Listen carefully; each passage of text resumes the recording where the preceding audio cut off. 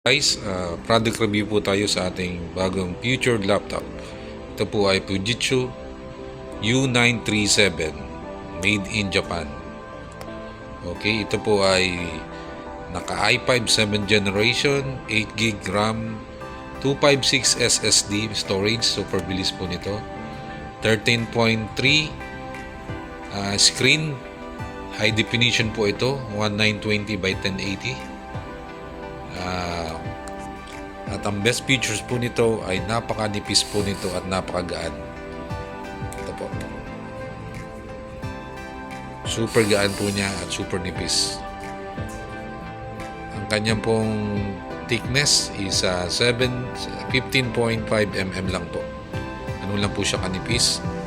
At ang kanya pong weight ay wala pa pong 1 kilo. 920 grams lang po. So mostly po kasi ang mga laptop natin ay nag-range ng 2 kilos pataas. Pero ito pong isang ito, napakagan po, napaka-ideal po. Sabi nga po ng isang review, one of the lightest laptop po ito in the world. Okay, so tingnan po natin ang kanyang physical features. Dito po sa kanyang left side, narito po yung kanyang power port, HDMI port, USB 3.1. So mas mabilis na po yung USB nito. Kulay blue po kasi 3.1 na po yan. Tapos nandiyan po yung kasunod yung kanyang audio port. Okay, so ikot po natin. Sa kanya po naman kabilang side, na dito po yung kanyang SD card slot. So pwede po nating lagyan ng SD card dito. Another 3.1 USB port, LAN port, and lock. Meron po siyang saksakan ng lock.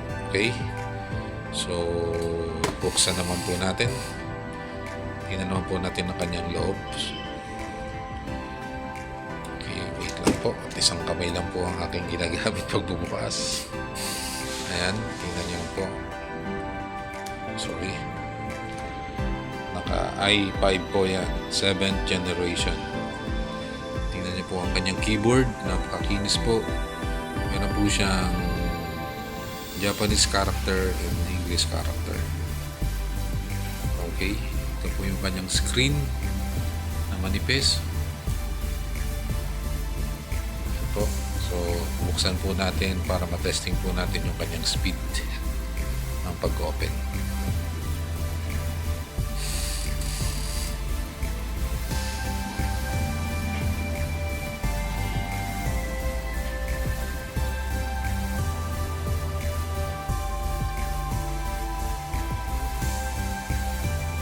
Ito naman po, napakabilis niya pong mag-boot. Kasi i5 7th generation and SSD po, kaya napakabilis po. Ideal po to sa mga professional gaya ng mga teachers, students.